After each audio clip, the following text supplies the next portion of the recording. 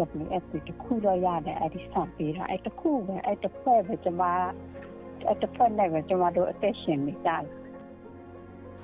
WFP ဒါရက်ဆက်လို့ရှိရင်ကျမတို့မိသားစုတခြားမိသားစုဝင်တွေအတွက်လုံးဝကိုစိတ်တကြစရာပေါ့ခင်ဗျ WFP ကျောင်းသားဒီလိုမျိုးတခြားရွာမှာနေနိုင်တာ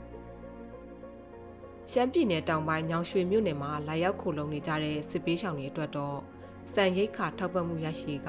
နေ့စဉ်အာဟာရအတွက်ရန်ကိုအရေးကြီးနေပါတယ်။ WFP ရဲ့စံထောက်ပံ့မှုတွေရှိလို့ထမင်းမငတ်သေးဘူးလို့ပြောနိုင်ပေမဲ့ဒီထောက်ပံ့မှုသာရပ်သွားခဲ့ရင်သူတို့ဘလို့အခက်အခဲတွေကြုံတွေ့နေရနိုင်ပါသလဲ။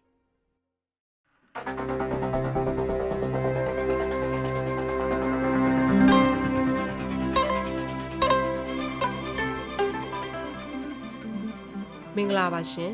Frontier မြန်မာရဲ့ဒို့အတန် Pocket အစီအစဉ်ကနေကြိုဆိုပါရစေ။ဒီဆောင်းပါးကိုတော့ဒို့အတန်အလွတ်တန်းသတင်းထောက် MK နဲ့ဗန်တို့ကရေးသားထားပြီးဝတန်ကဆက်လက်တင်ဆက်ပေးသွားပါမယ်။ဆောင်းပါးအတွင်းလုံခြုံရေးအခြေအနေတွေကြောင့်နာမည်တွေကိုပြောင်းလဲအသုံးပြုထားသလိုအတန်တချို့ကိုအစားထိုးဖတ်ထားပါတယ်။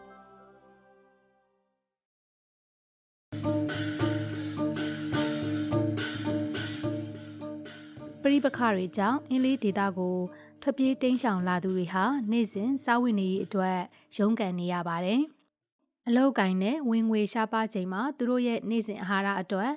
ကမ္ဘာစားနပ်ရိက္ခာအစီအစဉ် WFP ရဲ့စံစီစားထောက်ပံ့မှုဟာအဓိကအားထားရဖြစ်ပါတယ်။ဒါကြောင့် WFP ရဲ့ရိက္ခာထောက်ပံ့မှုအစီအစဉ်ရပ်ဆိုင်းတော့မဲ့အခြေအနေဟာ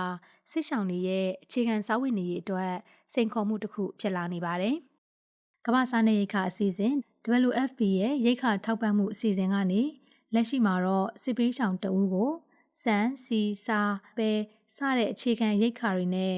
အသက်9နှစ်အောက်ကလေးငယ်တွေအတွက်ကတော့အာဟာရမုန့်စတာတွေကို2လတစ်ကြိမ်ထောက်ပံ့ပေးနေပါတယ်။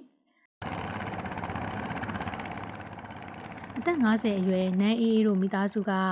ရှမ်းပြည်နယ်မိုးပြဲဒေသကနေအင်းလေးဒေသကိုစစ်ပေးရှောင်လာခဲ့တာ2နှစ်နီးပါးရှိပါပြီ။သူမှာ Grade 4 တက်နေတဲ့သားလေးတစ်ယောက်နဲ့မူဂျိုတက်နေတဲ့သမီးလေးတစ်ယောက်ရှိပါတယ်။သူတို့မိသားစုဟာ2023ခုနှစ်ကဖေခုံမြို့ကိုစစ်ပေးရှောင်လာခဲ့ပြီးတော့2024ခုနှစ်ကုန်ပိုင်းမှာတော့အင်းလေးဒေသကိုထပ်မံပြောင်းရွှေ့လာခဲ့ကြတာပါ။သူတို့မိသားစုအနေနဲ့ WFP ရဲ့ထောက်ပံ့မှုတွေကိုမှီခိုနေရတယ်လို့ဆိုပါတယ်။ IWF တခုတော့ရတယ်အဲ့ဒီဆောင်ပေးတာအဲ့တခုပဲအဲ့တစ်ဖွဲ့ပဲကျွန်မအဲ့တစ်ဖွဲ့နဲ့ပဲကျွန်မတို့အသက်ရှင်နေကြတယ်အဲ့ဒီရှက်လာပိုင်ဆိုတနေ့ပြည့်ပြီရှင်နန်းအေးအေးတို့မိသားစုဟာညောင်ရွှေမြို့နဲ့အနှဲငယ်လှမ်းတဲ့ရွာတရွာမှာတစ်လကိုငွေ6000ကျပ်နဲ့အိမ်ငှားနေထိုင်ပါတယ်။သူ့ကလေး2ယောက်ရဲ့အကြောင်းစီအတွက်တစ်လကို4000ကျပ်ကုန်တယ်လို့ဆိုပါတယ်။သူတို့ဟာမိုးပြဲမှာနေထိုင်စဉ်ကတောင်ယာစိုက်ပျိုးရေးကိုလုပ်ကင်ခဲ့ကြတဲ့သူတွေပါ။အခုချိန်မှာတော့သူနဲ့သူ့ရဲ့အမျိုးသား2ယောက်စလုံးဟာကြုံရကြပန်းလုပ်ကင်နေရတာမို့ပုံမှန်ဝင်ငွေမရှိကြပါဘူး။အလုပ်ရှိတဲ့ခါပဲလူတည်တယ်အလုပ်မရှိရင်လည်းတစ်ခါတလောက်တရားမမှုပဲနဲ့လူနာချစ်တာအလုပ်ရှိတဲ့ခါကျမှပြန်စားပုံမှန်မရှိရင်မိုးရွာလို့ရှိရင်အိမ်မှာပဲနေရတယ်မိုးတစ်ခါတလေစမိုး2ရက်3ရက်ဆက်တိုက်ရွာရင်တော့မစင်ရတော့တွားရတော့ဒီပူတဲ့ခါမှသူများမလုံနိုင်တဲ့အလုပ်မျိုးပဲတော့လုပ်ရတယ်သူများလုံနိုင်တဲ့အလုပ်မလုပ်ရအောင်သူကတူပဲလုပ်တယ်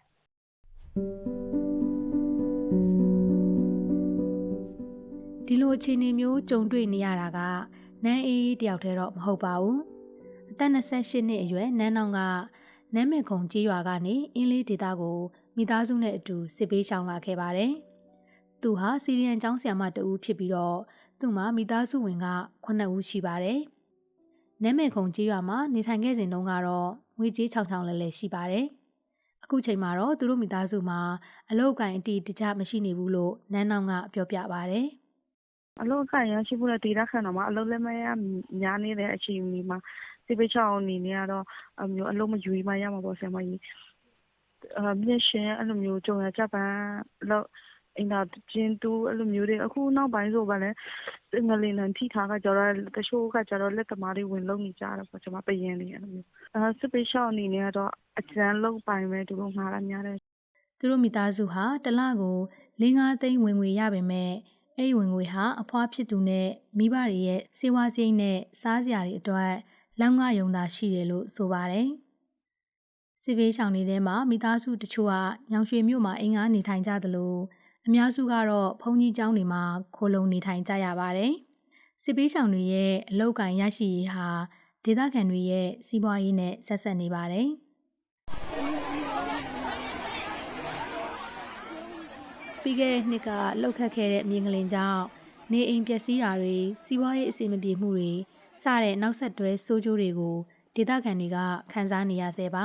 ။ဒါအပြင်စိုက်ပျိုးရေးလုပ်ငန်းအတွက်သွင်းအားစုရှားပါတာသီးနှံဈေးမရတာနဲ့တဘာဝဘေးရန်တွေကြောင့်ဒေသခံအများစုဟာစီးပွားရေးအကျပ်တဲတွေနဲ့ရင်ဆိုင်နေရတယ်လို့အင်းလေးဒေသခံတဦးကပြောပြပါဗျ။ဒေသခံတွေကိုယ်တိုင်ခက်ခဲနေတာမို့စစ်ဘေးရှောင်တွေအတွက်အရင်ကလိုလှူဒန်းမှုတွေမလုပ်နိုင်တော့ဘူးလို့အင်းလေးစစ်ဘေးရှောင်အရေးကူညီပေးနေတဲ့အရက်ဖက်အဖွဲ့ဝင်တဦးကဆိုပါတယ်။ကျမတို့လိုထောက်ပံ့ရေးအဖွဲ့တွေကပြည်တွင်းအလှူရှင်တွေလည်းပန်းလာပြီးတော့မလှူနိုင်တဲ့လောက်ရှားတော့ပါပြီ။ပြည်ပအလှူရှင်ကြတော့လည်းအသင်းအဖွဲ့ organization registration မရှိလို့ grant မချပေးတာမျိုးလည်းကြုံနေရပါတယ်။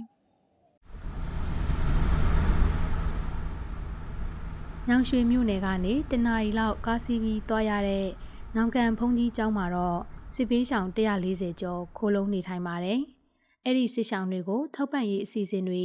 ရက်ဆိုင်တော့မဲ့အကြောင်း WFP ကအသိပေးလာတယ်လို့စစ်ပေးရှောင်စခန်းတာဝန်ခံကပြောပြပါတယ်။သူတို့တရားဝင်ပြောထားတာကတော့ဒီ12လပိုင်းထိပဲသူတို့ WFP ကထောက်ပံ့တော့မယ်ဆိုတာမျိုးအဲ့လိုပဲပြောထားတယ်။ဒီသတင်းနဲ့အတူနန်းနောင်တယောက်စိတ်ပူပန်နေရပါပြီ။ WFP ကရက်ဆဲလို့ရှိရင်ကျမတို့မိသားစုတခြားမိသားစုဝင်တွေအတွက်လုံးဝကိုစိတ်တကြစရာပေါ့ဆရာမ WFP ကြောင့်လာဒီလိုမျိုးတခြားရွာမှာနေနိုင်တာဆိုတာဆံမွေးစားရအောင်လေတကယ်လို့ဒါဒီတပတ်ဒီကမရခဲ့ဘူးဆိုရင်ဒုက္ခရောက်တဲ့သူဒီတဲ့%ပုံများသွားနိုင်တယ်အင်းလေးစစ်ဘေးရှောင်တွေအတွက်ထောက်ပံ့ကူညီမှုအခြေအနေတွေကိုမေးမြန်းနိုင်မှုဒို့အတန်က WFP ရဲ့ဆက်သွယ်ရေးတာဝန်ခံကိုဆက်သွယ်ခဲ့ပေမဲ့ပြန်လည်ဖြေဆိုခြင်းမပြုခဲ့ပါဘူး။အဖွဲ့ရဲ့မြန်မာနိုင်ငံဆိုင်ရာဌာနေကိုယ်စားလှယ်မစ္စတာမိုက်ကယ်တန်ဖို့ကတော့အင်းလေးစစ်ဘေးရှောင်တွေဟာ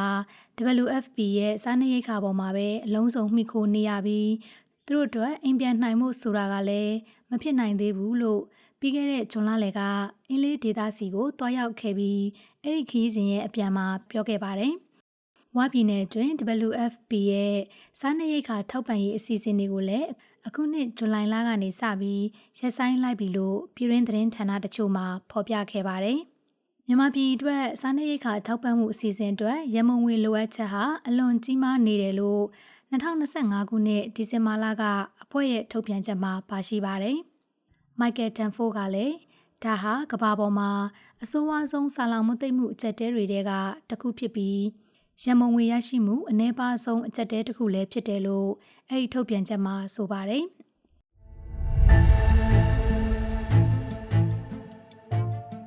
ပြည်ပခါတဲ့တဘာဝဘေးအန္တရာယ်တွေကြောင့်မြန်မာနိုင်ငံရဲ့လူဦးရေ3 ပုံ 1 ပုံနီးပါးဖြစ်တဲ့16 သန်းကျော်ဟာအစားအစာမလုံလောက်မှုနဲ့ရင်ဆိုင်ခံစားနေကြရပါတယ်။စားနပ်ရိက္ခာအကူအညီအရေးတကြီးလိုအပ်နေတဲ့လူဦးရေက12 သန်းကျော်ရှိပြီးတော့အဲ့ဒီလိုအပ်နေတဲ့သူတွေထဲက1 သန်းကျော်ကိုသာ WFP ကအကူအညီပေးနိုင်မှာပါ။အဲ့ဒီအကူအညီအတွက် American Dollar သန်း100ကျော်လိုအပ်နေရလို့သိရပါတယ်။တစ်ချိန်တည်းမှာပဲအစာအာဟာရချို့တဲ့မှုအရေးပေါ်အခြေအနေကိုရင်ဆိုင်နေရသူ1 သန်းနီးပါးရှိပြီးတော့အဲ့ဒီထဲကထက်ဝက်နီးပါးကတော့ကလေးငယ်နဲ့မိခင်တွေဖြစ်ပါတယ်။စစ်ပေးဆောင်နန်းနောင်ကတော့ WFP ရဲ့ထောက်ပံ့မှုတွေလုံးဝရပ်သွားတာမျိုးမဖြစ်ဖို့မျှော်လင့်နေပါတယ်။ WFP မရှိရင်အများကြီးဒုက္ခရောက်သွားမဲ့သူတွေအများကြီးရှိတာမလို့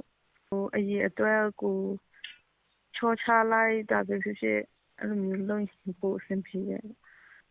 အဲ့ဒါလည်းနောက်ပိုင်းမရှိမှထက်ဆိုင်တော့ပိုကောင်းတဲ့အစီအစဉ်ဖြစ်လာမလားတော့မသိဘူးပေါ့နော်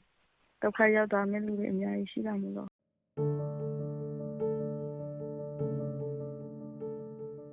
စစ်ပေးရှောင်တွေကထောက်ပံ့မှုပေါ်မိခိုနေရတဲ့ဘဝကနေလွတ်မြောက်ဖို့ကိုယ့်ဒေသကိုကိုပြန်နိုင်မှုမျှော်လင့်နေကြပေမဲ့အိမ်ပြန်လန်းကတော့ဝေးနေစေပါမိုးပြဲဒေသခံစစ်ပေးရှောင်နန်းအေးကတော့ စစ်ပွဲတွေကြာလာတာနဲ့အမျှစားဝတ်နေရေးအတွက်အခက်အခဲတွေကပိုများလာတယ်လို့ဆိုပါတယ်။တကယ်လို့ငြိမ်းချမ်းရေးရတဲ့အခါပျက်စီးသွားတဲ့အိုးအိမ်တွေကိုဘသူကတာဝန်ယူပြီးတော့ပြင်ဆောက်ပေးမှလဲဆိုပြီးသူကမေးခွန်းထုတ်နေပါတယ်။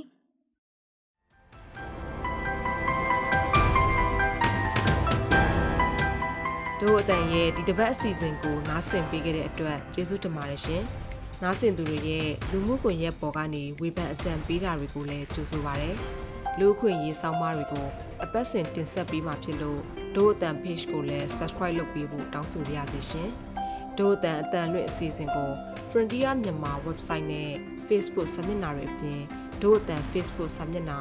SoundCloud, YouTube, iTunes, Spotify, Telegram နဲ့ Instagram တို့ကနေလည်းဝင်ရောက်နားဆင်နိုင်ပါတယ်။နောက်တစ်ပတ်မှာထုတ်လွှင့်မယ့်ဒို့အတန် podcast ကိုလည်းစောင့်မျှော်နားဆင်ပေးပါအောင်ရှင်။